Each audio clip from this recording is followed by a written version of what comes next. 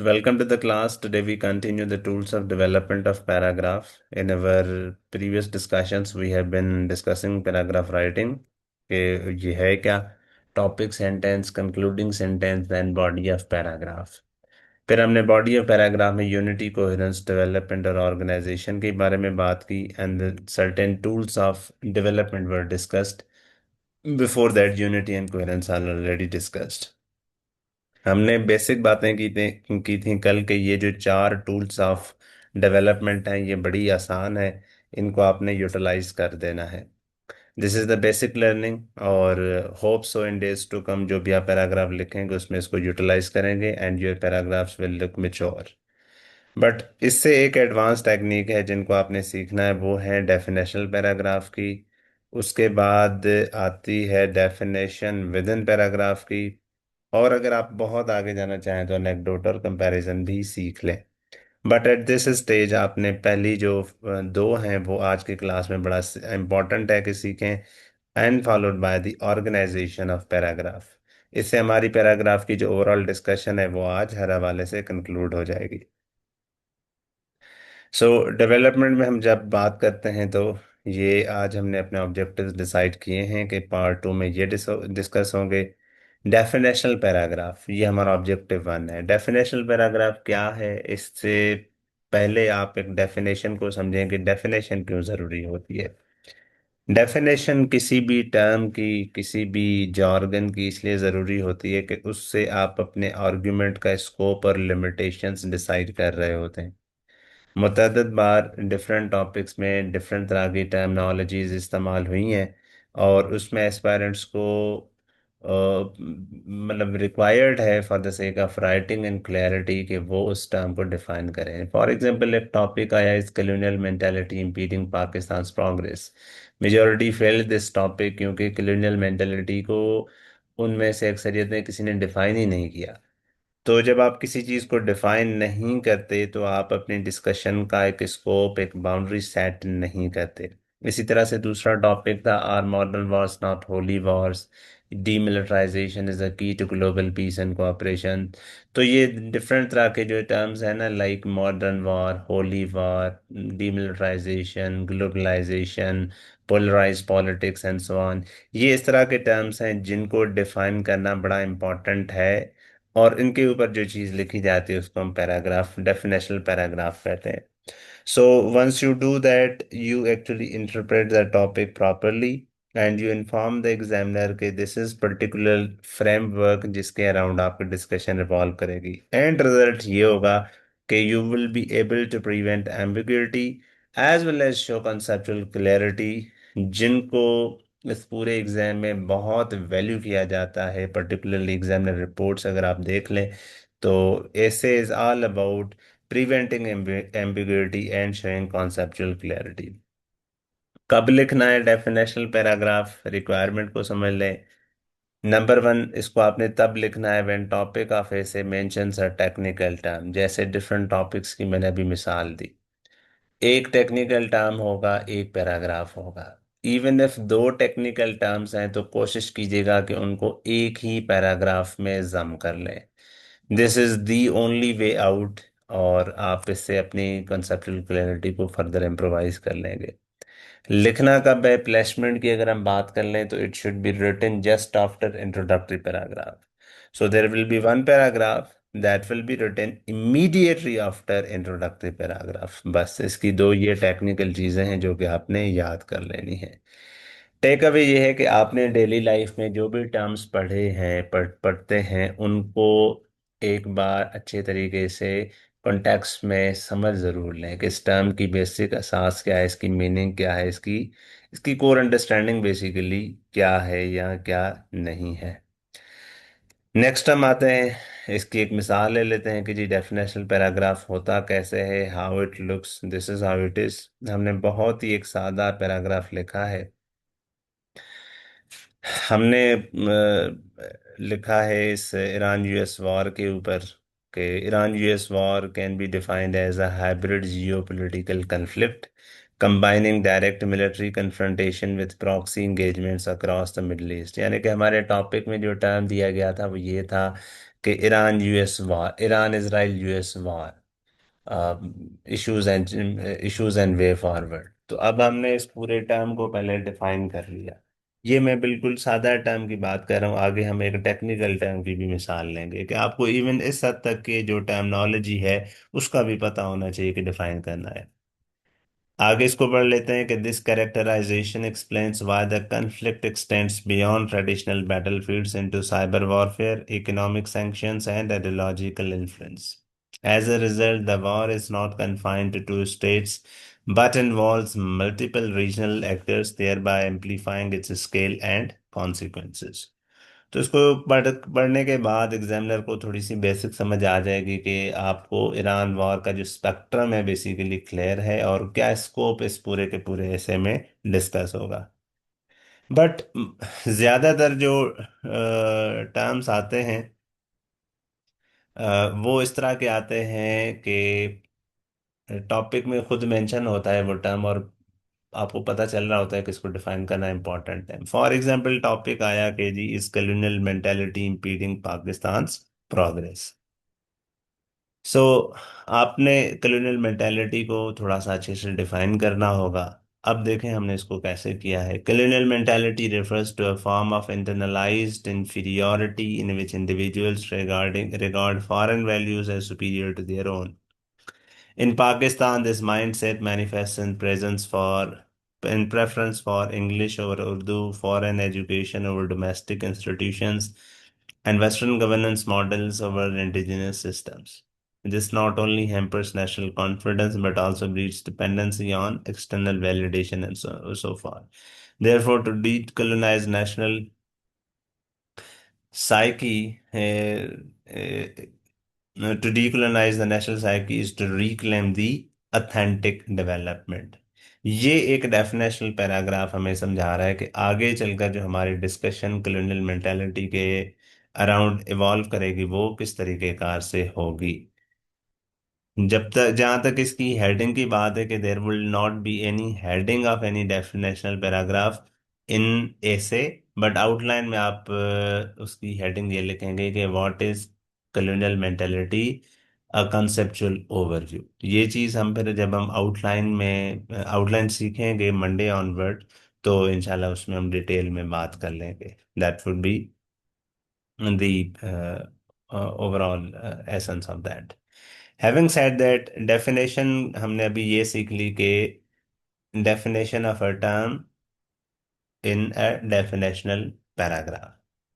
कुछ टेक अवेज हैं, common mistakes हैं based on the work of lot of aspirants जिनका मैंने चेक किया है। नंबर वन ये है कि आपने ना डिक्शनरी डेफिनेशंस नहीं लिखनी। According to Merriam Webster dictionary, according to Oxford dictionary, such kinds of dictionary definitions are not desired at all because they kill originality। Second, defining obvious term. एक term है जो सबको वैसे ही पता है उसको आप डिफाइन करें। अब पावर्टी है उसको खामखा डिफाइन करने की जरूरत नहीं है। टेररिज्म है इवन उसको खामखा डिफाइन करने की जरूरत नहीं है। वॉर इज अ कन्फ्लिक्ट इसको डिफाइन करने की जरूरत नहीं है। डेमोक्रेसी का टर्म है इसको डिफाइन करने की रिक्वायरमेंट नहीं है। तो if you define them you are definitely wasting space of your essay as well as the time of your essay. एक और एस्पायरेंट्स गलती करते हैं जब वो बहुत लंबी और इररेलीवेंट एक्सप्लेनेशंस देते हैं, इससे भी फ्लो खराब हो जाता है। इस पूरे सेशन के आज छठा दिन है। आपको मेजर टेक अवे ये है कि अगर आप रेलिवेंट लिखेंगे टू द पॉइंट होंगे तो आप थोड़े टाइम में बहुत ज़्यादा काम कर लेंगे। अगर आप बिल्कुल फजूल बातें करेंगे, इररेलीवेंट एक्सप्लेनेशंस में चले जाएंगे, तो एक तो आप जो लिख रहे थे उसकी एसेंस खत्म हो जाएगी और उसका कोई इम्पैक्ट भी नहीं आना, समझ ही नहीं आनी रीडर को, और आखिर में उसमें से आपकी इतनी ग्रामर की गलतियां निकल जाएंगी कि आप खुद ही फेल हो जाएंगे। आपको एग्जामिनर को फेल करने की जरूरत नहीं है।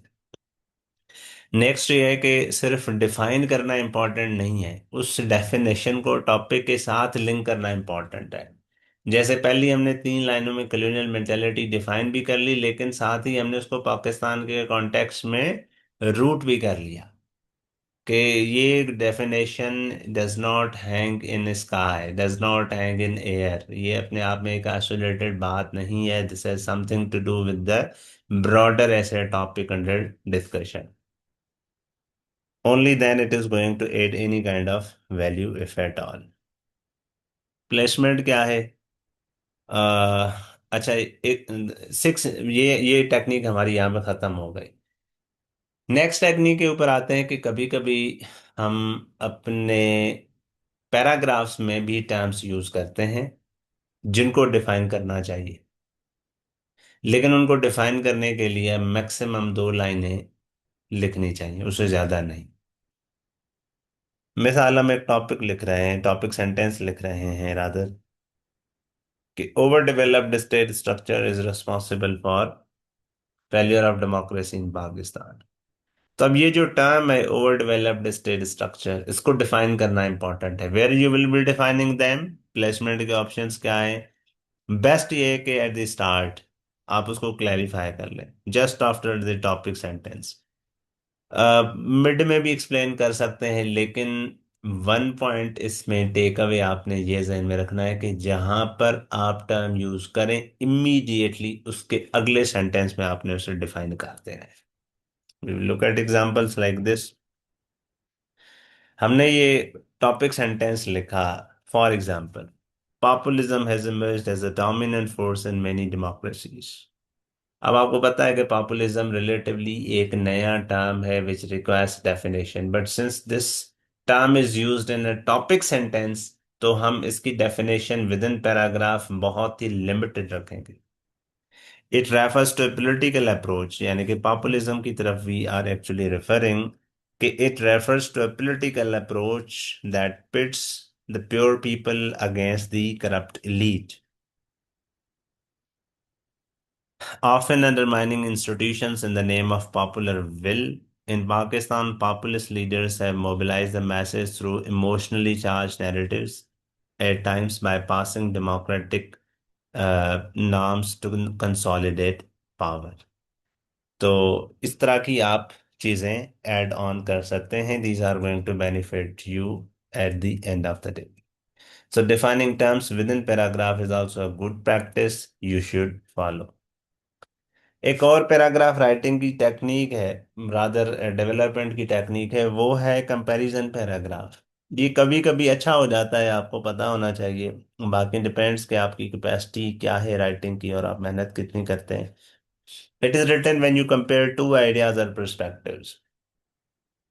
मिसाल, टॉपिक हम फॉलो कर रहे हैं कि Gaza war is a test case for global conscience. तो उसमें हमने इसको जरा इस तरह से नरेट किया है कि Gaza war is perceived through starkly different lenses. For Palestinians, it is a struggle for survival under occupation, a fight for basic human rights and dignity. Civilian casualties, blockade, and displacement shape their reality. In contrast, Israel views the war as a matter of national security and self-defense, responding to rocket attacks and threats posed by Hamas.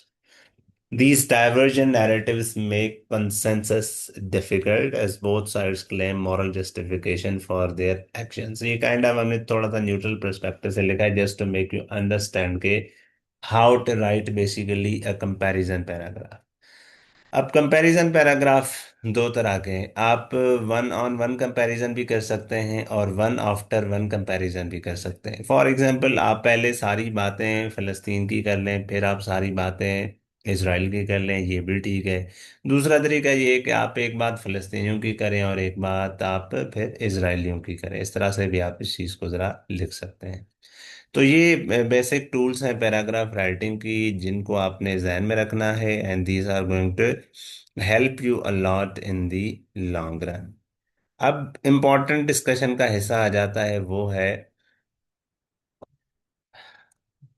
Organisation in paragraph. यहाँ पे फिर हमारा जो paragraph writing का scope है वो खत्म हो जाता है। पैराग्राफ को ऑर्गेनाइज कैसे किया जाए, चार इसके लिए बेसिक ऐसे राइटिंग पैराग्राफ राइटिंग के प्रिंसिपल्स हैं, आप उनको फॉलो करेंगे। One is general to specific, other is chronological order, then is spatial order, and third fourth is the order of importance. पहले के ऊपर आते हैं, जनरल टू स्पेसिफिक। इसका मतलब ये है कि you start broad, then narrow down to your own point.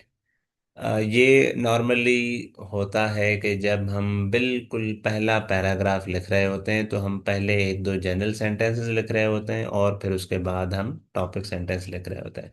But normally we follow specific approach in which we write topic sentence in our first line and then describe and detail and justify and explain that very topic sentence. Education reform का topic है। Education is often held as the backbone of national development. अब हमने ये एक broad start ले लिया। Now we try to narrow down this. Yet in Pakistan, despite multiple reforms and budget allocations, learning outcomes remain poor. A major reason is the outdated curriculum that fails to promote critical thinking. ठीक हो गया? Hence, reform must go beyond infrastructure. It must challenge what we teach and how we teach and so on. दूसरा है chronological order के timeline आप कौन सी follow करेंगे। Timeline क्यों हम फॉलो करते हैं? इसलिए हम फॉलो करते हैं ताकि हम कोई इवेंट्स को या डेवलपमेंट्स को एक्सप्लेन कर सकें। जब भी हम हिस्ट्री, पॉलिसी या कन्फ्लिक्ट रिलेटेड टॉपिक्स को एनालाइज कर रहे होते हैं तो we definitely need to write a historical paragraph या we need to put facts into a chronological order. Structure normally ये होता है कि आप पहले पास्ट को डिस्कस करेंगे, फिर प्रेजेंट को एंड फ्यूचर को। ये डिस्कशन एग्जामिनर रिपोर्ट के इस कॉन्टेक्स्ट की है कि अ lot of aspirants miss out chronological understanding. वो बात करेंगे failure of democracy in Pakistan की। कभी वो 1947 से शुरू करेंगे, फिर 2001 में आ जाएंगे, फिर 2018 में आ जाएंगे, फिर 1971 में चले जाएंगे, फिर 1988 पे आएंगे एंड फिर 2024 पे चले जाएंगे। So this creates a lot of fuss and so messed up a paragraph at the end of the day कि the overall objective is basic is defeats itself। तो उसका फिर हल क्या है? हल ये है कि जी आपने ये स्ट्रक्चर फॉलो करना है जो आपको बताया जा रहा है। This is going to benefit you in every sense of the term, in every possible way. So your topic is Pakistan counter terrorism efforts. अब आप इसकी सीक्वेंस देखेंगे तो इट रिमेन्स एज सच कि after 9/11 Pakistan became the a frontline state in the war on terror. Initial cooperation with the US led to major intelligence operations. In 2009 Operation Rahiras began the rollback of TTP strongholds. Later Zarb-e-Azab in 2014 targeted North Waziristan.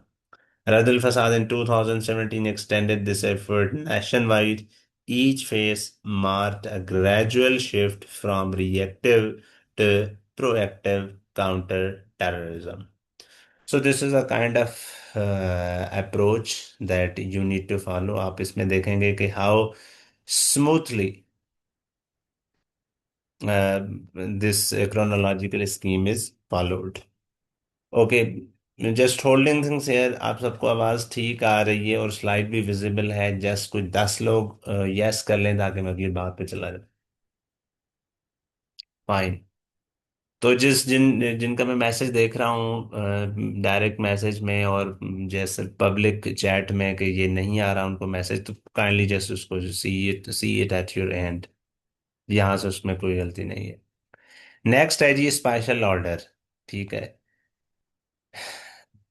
अच्छा जी, special order से क्या मुराद है कि जी आपने जैसे timeline को follow किया है इसी तरह से आपने ज्योग्राफी को भी फॉलो करना होगा। when this happens when you describe a scene or a setting by detailing elements based on their physical location। तो ज्योग्राफिकल जो स्पेस है बेसिकली उसको किस तरीके कहाँ से आप फॉलो करें। अब आजकल इम्पोर्टेंट है बलूचिस्तान की security situation, terrorism in Balochistan. तो उसके बारे में हमने फॉर एग्जांपल ये एक ज्योग्राफिकल डोमेन में एक पैराग्राफ लिखा कि Balochistan security landscape reveals a complex spatial distribution of terrorist activities along the western border with Iran. Districts like Panjgur and Kech have witnessed cross-border insurgent movements exploiting the porous terrain. Moving inward, central regions including Mastung and Kalat Surab have experienced coordinated attacks on security checkpoints and infrastructure, notably during August 2024 and assaults where multiple police stations were targeted. Further east, the urban center of Quetta has faced high-profile incidents such as the November 2024 suicide bombing at the railway station, resulting in significant civilian casualties. This is partial progression from the peripheral border areas to central urban hubs underscores the pervasive reach of terrorist networks across Balochistan. So rather than आप हैफेजर में बताएं कि जी क्वेटा में ये हो गया, मस्तूंग में ये हो गया, केच में इस तरह की एक्टिविटी हो गई, तो reader will not be getting any kind of sense के यार मतलब आप कहना क्या चाहते हैं ना. So sometimes in order to make things clearer you need to move things in a geographical spatial manner. अच्छा, आउटलाइन में एस्पायरेंट्स फैक्टर्स लिख लेते हैं कभी इंटरनल फैक्टर्स और एक्सटर्नल फैक्टर्स में. तो जो लोग इस चीज़ को समझते हैं कि पाकिस्तान में टेररिज्म के एक्सटर्नल कॉजेज हैं तो वो एक अलहदा हेडिंग लगाते हैं. काफ़ी लोगों ने कुछ भी नहीं लिखा होता, वो इंटरनल और एक्सटर्नल मिस कर रहे होते हैं. कभी वो इंडियन स्पॉन्सर्ड प्रॉक्सीज की बात कर रहे होते हैं, कभी डोमेस्टिक ग्रीवेंसेस को वेपनाइज करके टेररिस्ट एक्टिविटीज फॉर्मेंट होने की बात कर रहे होते हैं. सो आपने डिस्कशन को हर एंगल पे हर हवाले से क्लियर रखना है. इसीलिए हमने 4 दिन पैराग्राफ राइटिंग के ऊपर लगाए. ये डिस्कशन हम 2 दिन में भी खत्म कर सकते थे, लेकिन ये ऐसे नहीं हो सकती. आपने इसके हर एक पहलू को अच्छे तरीके से पहले समझना है, फिर प्रैक्टिस करनी है, फिर उसकी असेसमेंट करानी है. तब जाके आपकी जो ऐसे राइटिंग की पैराडाइम है वो मुकम्मल तौर पर ठीक होगी. And then you can count on luck factor के जी अब पास होगा कि क्या होगा. नेक्स्ट आते हैं ऑर्डर ऑफ इम्पोर्टेंस पे. ऑर्डर ऑफ इम्पोर्टेंस से मुराद ये है कि जी आपने चीज़ों को इम्पोर्ट मतलब उनकी स्ट्रेंथ के हिसाब से इनकॉर्पोरेट करना है पैराग्राफ में. मिसाल, कोई आइडिया बहुत इंपॉर्टेंट है, क्रिटिकल है, उसको आप पहले रखें. जो कम इंपॉर्टेंट है उसको बाद में रखें. 4 आर्ग्यूमेंट्स आपने सोचे हैं या 4 बातें आपने सोची हैं, चारों तो इम्पोर्टेंट इक्वली इम्पोर्टेंट तो नहीं होती. इम्पोर्टेंट तो होंगी लेकिन इक्वली इम्पोर्टेंट नहीं होंगी. So most important point should be written first, followed by second most and then third most and the last. अच्छा, prioritise policy measures for achieving sustainable peace in Gaza, ये हमारे topic है. हम इसके ऊपर बात कर रहे हैं कि जी the most pressing solution to the, मतलब ये टॉपिक सेंटेंस है. उसके बाद हम बात कर रहे हैं कि जी the most pressing solution to the Gaza conflict is the immediate establishment of a sustained ceasefire, as it would halt the ongoing loss of life and allow for humanitarian aid to reach those in dire need. Following this, initiating comprehensive peace talks between Israel and Palestinian representatives is crucial to address the underlying issues and prevent future escalations. ये दूसरा solution हमने दे दिया.